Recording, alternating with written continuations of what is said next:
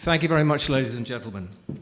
So, we have this weekend one of the classic fights in prospect. Welcome to the official press conference for the World Boxing Super Series semi-final. This Saturday, February the 17th at the Manchester Arena. George Groves faces Chris Eubank Jr. live on ITV Box Office pay-per-view from 7 p.m. At stake a place in the final of the World Boxing Super Series and the right to fight for the Muhammad Ali Trophy.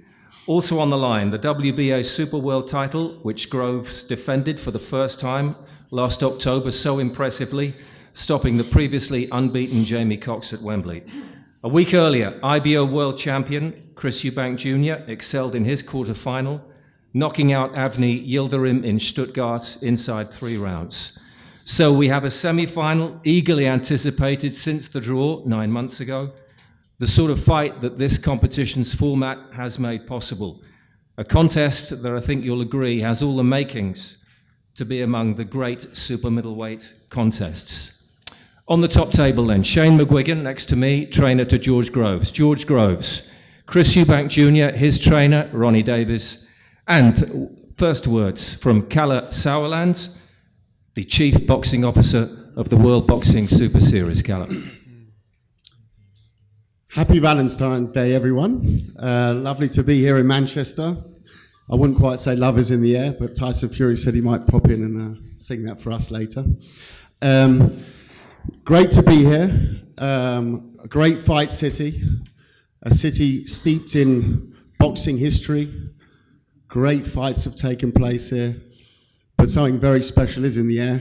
And I wouldn't call it love. I know it's 14th of February. But I think the tournament, when it set out to do a number of things. It set out to unify champions. It set out to create storylines through the narrative from the draw to the quarterfinals, to the semi-finals, and obviously to the final, which in this weight class will take place on June 2nd at the O2 in London. But it also set out to create narratives and create storylines and build characters. And you know, I think the emergence of the hashtag Groves Eubank episode, which is about to take place in the fight week, which we embarked upon here on Monday, is credit to the tournament. It's put together a fight that normally take many years to make. I can tell you that from my promotional experience outside the tournament. It's a fight which I think will capture the nation, has captured the nation already. It's a fight between two athletes with vast amounts of talent, some consider in very different areas talent, but two gladiators who will put it all on the line. You have obviously I wouldn't say quite the newcomer, but someone who's definitely come on the scene in leaps and bounds in this tournament. He's come on in full force through the obviously the win against Arthur Abraham to get into the tournament, and his spectacular performance in front of that hostile crowd against Yildirim in the quarterfinal in such decisive fashion. A week later, the tournament does what it does best. It switches storylines. Wembley, Groves against Cox, George's first defense of the belt in the quarterfinal, and obviously he had to give an answer to Eubank's display the week before. He certainly did that, and immediately the attention switched to Manchester. Here we are. I don't need to do much more talking. I think I've talked about Eubank. Now I'd say about George. He's a man who's on a mission. He's had a career with ups and downs, but is currently riding the absolute crest of a wave. Is the man to beat in the division, no doubt about that. So on Saturday we have the storylines there. Looking very forward to it, and I'm very, very appreciative. It's not always that you get this all over the world, but the British media, fantastic in covering this so far. Please continue to do so. We look forward to Saturday. Thank you. Thank you, Kalle. First of all, Junior, throughout the hard winter months, what's been motivating you most of all? What's been motivating me is becoming the #1 super middleweight in the world. and this is my stage. This is my time. This is my opportunity to prove everything that I've been saying is real, and it's to prove that I guess the doubters, the naysayers, the keyboard warriors, they were wrong. George Groves is the unfortunate man that has to bear that brunt. What's motivated me is, being a kid, being 14 years old and dreaming of fighting on a stage like this, two of the best super middleweights in the world, putting it all on the line, and me being victorious. That is my motivation. George, Chris talks about the big stage. He's entering would you agree, a stage maybe he's not been on before, which you have, and what sort of advantage is your pedigree that you've talked about, that pedigree that you've discussed? Yeah, hello everyone, thanks for coming in, great turnout. I've been involved in some big fights, learned a lot along the way. This for me, although it's a tremendous turnout of media, it's not my biggest fight to date, but I am in, I think, the form of my life, certainly in the best shape of my career, fully prepared to go out and retain my world title in style. So I'm really looking forward to the weekend. In view of that pedigree, George, does it surprise you that Chris is the bookmaker's favourite? No, nothing surprises me in boxing anymore, to be honest. There's a lot of hype around the fight that usually pushes fights towards being billed as a 50-50. Certainly it's being billed as a 50-50. People are split down the middle. They don't know who's going to win. We know who's going to win. But what makes it that much more interesting for the weekend, for the casual fan, for the spectator. So we know what we can do, what we will do, and we look forward to going out and doing it, and maybe leaving a few people scratching their heads, going, why didn't I quite see that? But as I say, I've said it earlier on in the week, it's not an expression that I particularly like, but it comes down to levels, and I'm levels above junior. So Chris, he's levels above. I mean, that's surprising to hear. You weren't levels above me in those sparring sessions, so I don't know where this newfound confidence comes from, but the talking has been said and done now. Levels and preparation and weight, it's all really irrelevant now. We just have to get in there and perform and put everything on the line. I'm willing to do that. I don't think George is. I don't think George is fully committed to this fight. I don't think he's willing to give everything to win. I am. There's nothing that George can do that's going to stop me. Absolutely nothing. People are talking about his jab and his weight. This is it's small factors in boxing. What it comes down to is who wants it most. And I think it's plain to see. You just don't want this more than me, George. You have to wait and see. Don't think it's got really anything to do with who wants it most either, to be honest. I think Junior. it does. I think it has a lot to do with it. George, the motivation. We talked about asking Chris what his motivational factor was throughout the winter months. What's been yours then, if he's questioning your desire? The same as it's always been, as every fighter's is, that will to win. I'm winning, I'm enjoying winning, I'm world champion. I want to continue to be, so that's more than enough motivation for me to train when it's a bit cold outside or whatnot. But I've sacrificed a lot. I've been through some terrible times to get to where I am now. Desire is one thing that I know I've always had in abundance. I've been able to pick myself up from the lowest of points and now get back to the top. I'm at the top. In fact, I've never been to the top until now. I'm at the top, and I'm enjoying it. And I ain't take my eye off the ball like we are. As I say, I believe I'm in the best shape of my career, without a doubt. And looking forward to stepping up on another big stage and showing everyone. And Chris talks about that sparring that you did. You've had dozens of rounds together in the past. He clearly thinks that counts for a lot and that he got the better of those sessions. Well, good luck to him, because he didn't, and it's irrelevant, because sparring is sparring, and that was a long time ago. And Was it 50-50? Was it 60-40 in your favour? What was the percentage you'd give on those spars, George? in terms of levels of skill and etc., then yeah, like I'm levels above you, Chris. Like in terms of sparring is sparring. You've got a big head guard on. If you want to bum rush me and let your hands go and try and it doesn't matter, because it's sparring. You can try and do that in a fight, and there will be a difference, because I'm taking it that much more seriously. But you said that I'm not legitimate and that I'm not on your level, and I'm a gimmick. You call me a gimmick.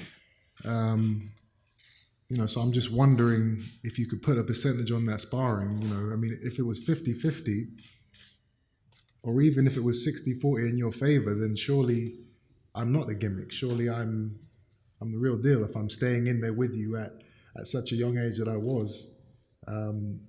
Young age being a year younger than me. Well, inexperienced. I was a novice compared to you at the time. I was a novice compared to where I am now. I still think you're a novice, to be fair. I don't see anything in your style that really makes you an expert in the game. You have a belt, but the man you beat to get that belt, I do not rate at all. You've said publicly that you believe he's a better fighter than me, which is, that's an embarrassing statement in my opinion, and any boxing aficionado will agree. Hold on to that belt tightly for the next couple of days, man. Sleep with it, hold it close, and enjoy the rest of your time with it, because it's coming home with me on Saturday. It's not. Chris, your father's not on the top table for once. You've said that this fight... Actually, he's not been on the top table a few times. He wasn't on the top table for the Eubank fight. On this occasion as well. What you've said, though, that you feel that this is the fight that takes you out of your father's shadow. It can be that defining for you, correct? This is a defining fight for me. This is the fight that can propel me to the top of the sport. It gives me the right to say that I am legitimately the best super middleweight in the world. And... 2 world titles, that's every fighter's dream, and that's just the beginning. This is collection season. I'm coming for all the belts. After this tournament, all the other guys who hold belts, they're all on the hit list. George Groves is just the first one to bite the dust. A couple days to go. Shane, I'm just referring to Senior, who I think referred to you as the PE teacher. Tactically, what sort of fight have you prepared for? Because I know you've obviously done a great deal of work with George. Well, I'm not going to give away our tactics, but we've prepared. I mean, this is the best camp we've ever had together. We've had sparring in from the States, someone that's done many rounds with Eubank. We've had guys in from Germany. We've had just top quality sparring. So we spar with Boazzi as well. Real top quality operators, and something that you prepare in a gym, and I don't feel like he's prepared the same way we have. He might have done hundreds of combinations on the pads, bags, but in terms of quality sparring opposition, he hasn't. I know who he's been sparring with, and we need to go out there, execute our game plan, and come away with a victory. That's it. Yeah, Chris and Ronnie, I mean, that's something I think Shane's question, just the degree of training that you do. I mean, you've talked about training yourself, coaching yourself to a point. Ronnie, would you like to have a word on that? No, I'm with Chris 7 days a week. We work together. I don't tell him things. He's a phenomenal talent. And in my view, Angelo Dundee, Muhammad Ali, he never told him what to do. This kid knows what to do. When he climbs through them ropes, I'm not going to be saying, do this, do that. He knows what to do. He's a phenomenal fighter. Stand on me. And talking about sparring, he's had good sparring. He's had enough sparring. He's had about 15 different opponents, all good quality boys. That's all he needed. He's just so talented. no matter who you put him in with sparring partners, they're more likely beat him up. It's very difficult. Shane's here using the words "we." There is no "we" when that bell goes. You'll find that out. You know, the only thing that you really need to be worried about, Shane, is having that white towel ready at all times. That's the only job that's going to be significant for you in this fight. Have that white towel ready. George? Yeah. Well, do you want to have a word in relation to that? I came here today because I don't really need to get engaged with Eubank too much, because Junior is Junior. Like, he's flapping already. You know, he's talking, he's reverting back to sparring. He is a cliche. He is a gimmick, you know. And I've been here. I've done this many, many times. This is just another step along my journey. I'm in great shape. I'm ready to go out and do a proper number on him Saturday night. I'm the legitimate world champion sitting at this table. I'm the number 1 seed in this tournament, and I will go on to win this tournament and win it well. And that started last year, and it will happen. It will continue Saturday night.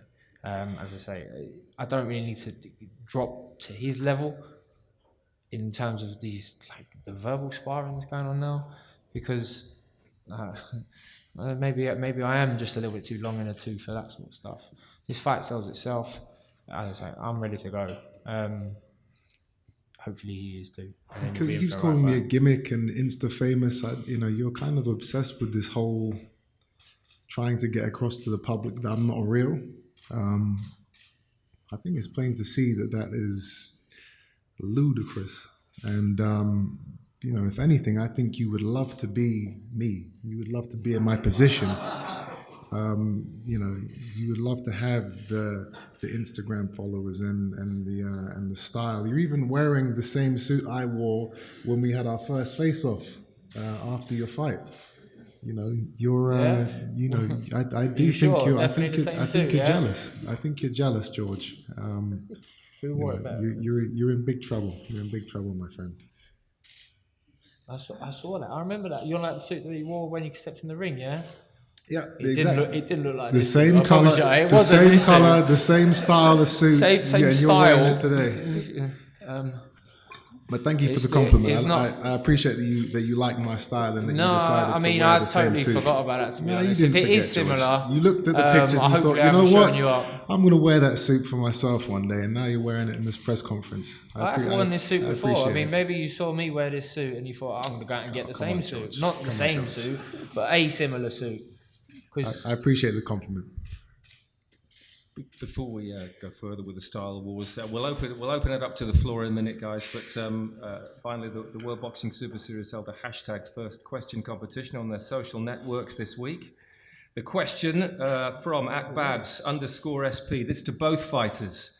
Considering the careers both of you have had and how much is on the line on Saturday, how do each of you think their opponent will respond to defeat? Chris? You know, the honest answer to that question is I genuinely haven't even processed the outcome of defeat. That it just hasn't entered my mind. I've replayed this fight hundreds of times, you know, in my mind, in my dreams, and you know, I visualized George getting knocked out, and I'm standing over him. I visualized the referee stopping the fight. I visualized Shane waving the towel and throwing it in. And I visualized George quitting on his stool just because he just doesn't want any more of the firepower. Not once have I ever visualized myself losing and having to make a speech or whatever. So, yeah, you know, I'm a winner. I don't lose. I don't think about losing. But going back to the question, how do you think your opponent will respond to defeat? That was the question. My opponent? Oh, okay. In that case, well, I mean, that's another thing I haven't really focused on. I'm not worried about George and his emotions and how he's going to deal with the fight and what he's going to do after the fight. You know, he's lost before on the stage at least. He's been definitively beaten by other men. I haven't. He knows how to lose. He knows how to get knocked out. His chin has an off button. Mine does not. So George will take the loss in his stride. Maybe a retirement afterwards, sail off into the sunset, enjoy himself, enjoy the money. I'm going to help you buy the boat, George. George? I'd probably blame his dad and then move back down to middleweight. So we have a fantastic fight in prospect. Questions from the floor, please.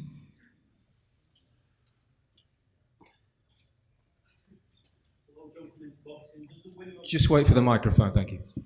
Hello, I'm John from Into Boxing. Does the winner of this fight win the tournament? Ooh, do we, Calla? Is that a question for me? No, it's a semi-final. We've It's got a a great semi-final. semi-final next week as well. Semi-final, yeah. But But the winner of this one. it's a semi-final, but I believe that in the minds of the people, this is kind of like the final. But Callum Smith, Jürgen Bremer, they're both two solid fighters, and whoever I face in that final, it will be a superb fight. Hi, it's Bernadette from Boxing Disclosure. To Chris, please. Obviously, in the past, people have mentioned that your power hasn't been there. What have you guys been doing, obviously, in the gym to improve that?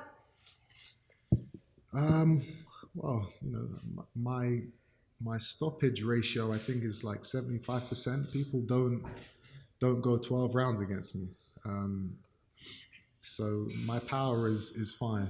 Avni Yildirim understands that, and George will soon understand that. I haven't really changed anything in my training camp. I've just been focusing on the things I think will, suit me best in a fight against George's style.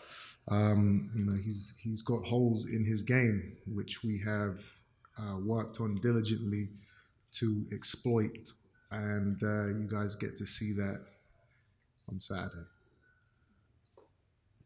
At the back there, please. Just behind you, thank you. Hi, this is Aaron Cooper from Three Kings Boxing, and this question's for George. George, the lead up to this fight has somewhat been a role reversal in that Chris seems to have been doing the same sort of thing that you were doing in the first Carl Froch fight. Do you think that that's strategy, or do you think that that's just who he is? I don't know. I haven't really paid that much attention to it. Probably who he is. Thank you.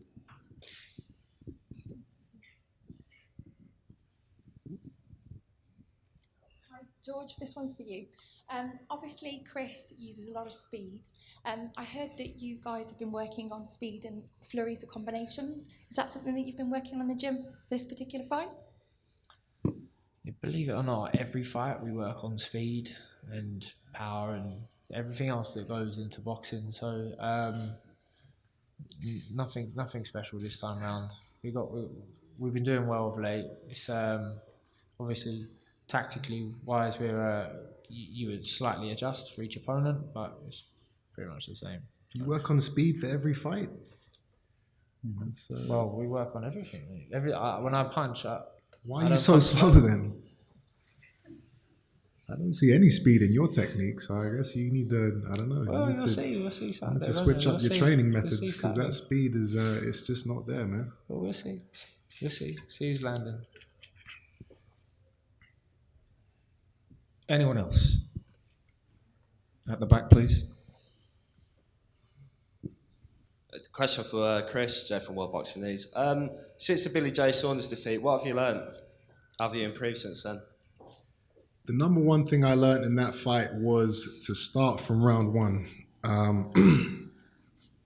I paced myself too early on in that fight.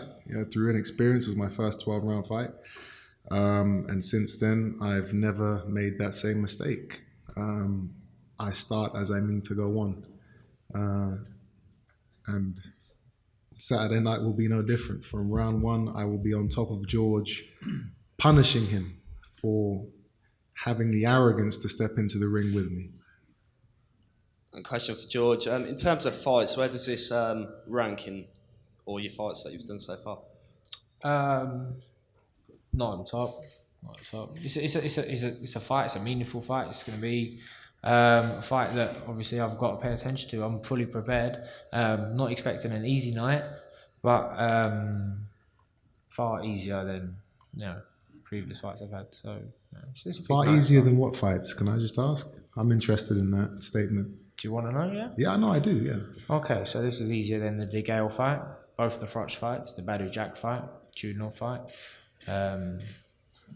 Probably. So pretty much every fight in your career so far, this is going to be easier than it. I love that mindset. I've had a lot more fights than that. I love But that I've had a lot of mindset. big fights, a lot of tough fights. I love that mindset because either he genuinely believes that, I do. and that means that he's underestimating me, which is I'm not. very dangerous, or he's lying and he's not. a fraud. Both of those play into my favor. Okay. Anyone else? One more question, Shane. How did you respond to being compared to a PE teacher? Did that annoy you? It might come back and bite them in the arse on Saturday night. Thank you. Okay, thank you very much. We have a heck of a fight in store for Saturday, the 17th of February, ICB box office, pay-per-view from 7 p.m. as well. And we will now break it open for photo opportunities, the head-to-head and one-to-one interviews. Thank you very much indeed.